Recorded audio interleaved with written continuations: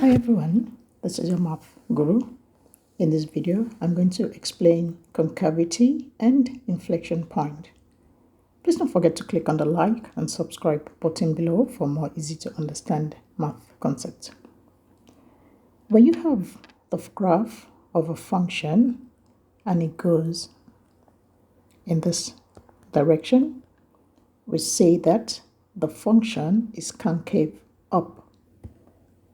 But when you have the graph of a function this way, then we say the function is concave down. So when you have the graph of your function and it is concave up, we say, or what it means is that the first derivative, f prime of x, is increasing. In addition, the second derivative, f prime prime of x, is positive. However, if the graph of your function is concave down, the first derivative, f prime of x, will be reducing or decreasing. And because of that, your second derivative, f prime prime of x, will be negative. So for example, if you have the cubic function f of x equals ax cubed plus bx squared plus cx plus d, if the value of a, that's the coefficient of your x cubed, that is, if a is greater than 0, that is, it's positive, what we're going to have, or the graph, is going to be concave up. So the graph is going to look like this, such that we have at this point the maximum. However, if your graph or the cubic function, the value of a is negative, that is, if a is less than 0, then you're going to have your graph concave down. So your graph is going to have this shape, such that you have this point to be the minimum.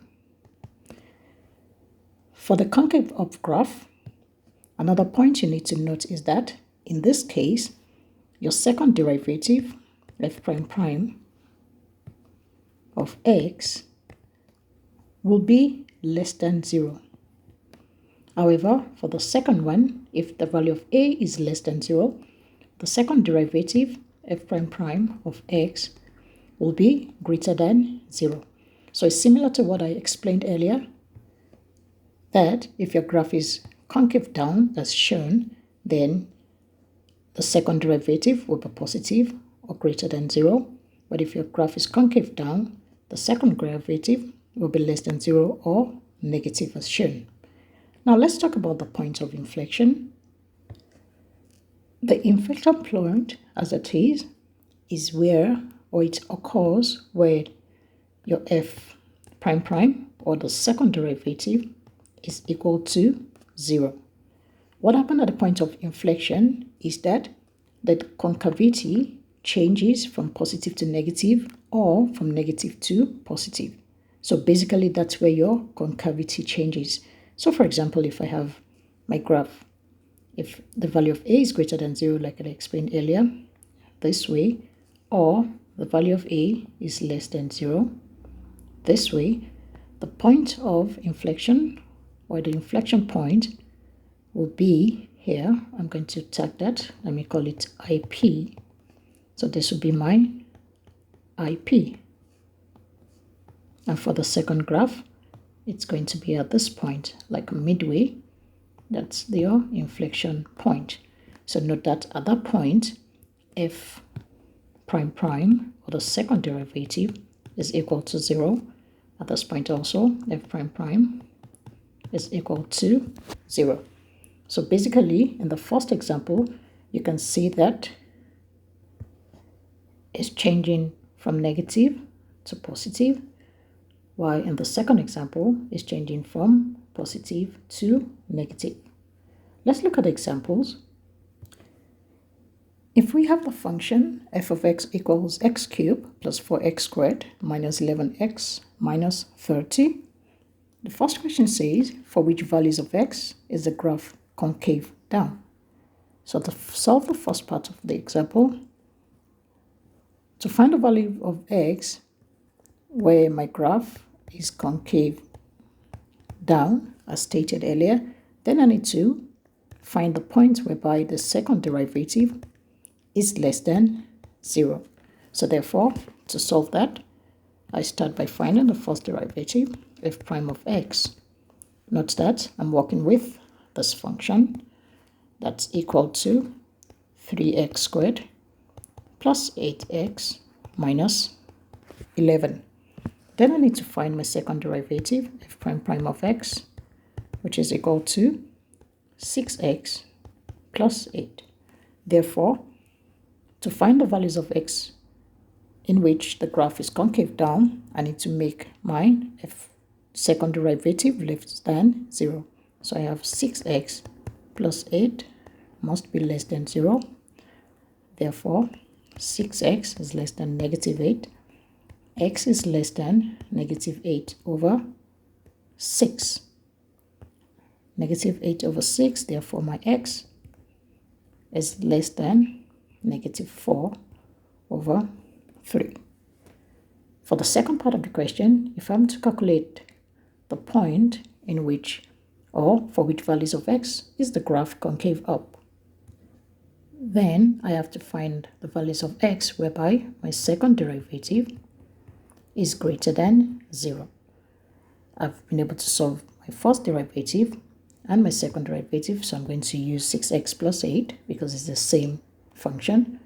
So at that point, I have f prime prime of x is equal to 6x plus 8 using the initial function. Therefore, when it's concave up, 6x plus 8 has values greater than 0. So I'm going to solve the same way. Therefore, my x, 6x is greater than negative 8. X is greater than negative 8 over 6. So therefore, the values of x is greater than negative 4 over 3.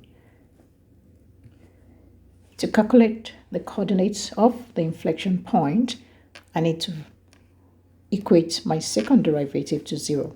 So at inflection point, f prime prime of x must be equal to 0. There's no change at that particular point, but it's changing from either positive to negative or negative to positive. I've been able to find my second derivative, that's 6x plus 8, so I'm going to use that. So what that means is 6x plus 8 must be equal to 0. Therefore, x is equal to negative 4 over 3, as I've been able to solve that from the first part of the question.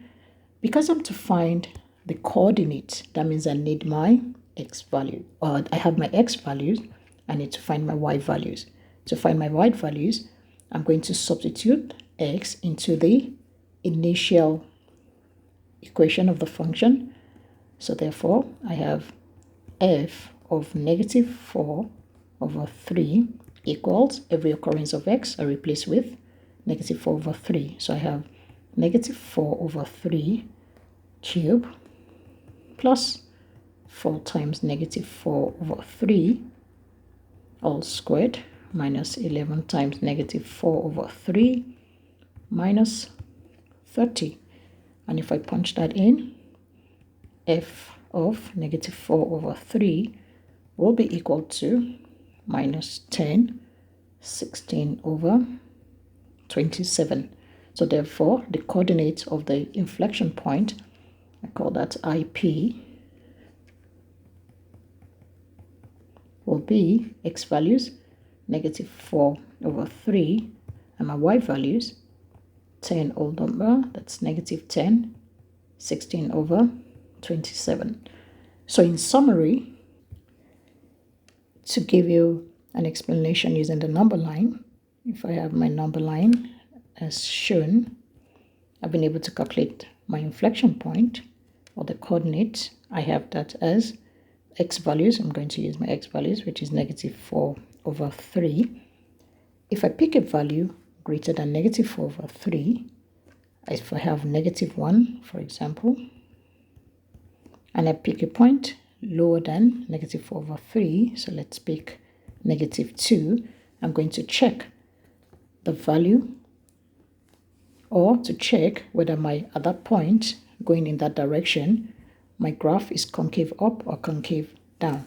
So if I look at my graph and I slot in -2 into my second derivative formula, what I'm going to have is I have -2 times 6, that's -12 plus 4, then I'm going to have a negative value. So going from this point on this side, my value will be negative. And if I put -1 for the upper value into my second derivative, that's 6x plus 8, that's going to be -6 plus 8, which is a positive value. So on this side, I have it as positive. It's a number line, so I'm going from -infinity to +infinity. So what it means is, because it's negative towards my left, therefore I'm going down. It's going to be concave down, and because it's positive towards my right, it's going to be concave up. Note that -4/3 is my inflection point. So what it means is my graph is concave down from -infinity to the inflection point, that's -4/3, and my graph is concave up from that point, that's -4/3, or the inflection point, to +infinity. Thanks for watching. Bye.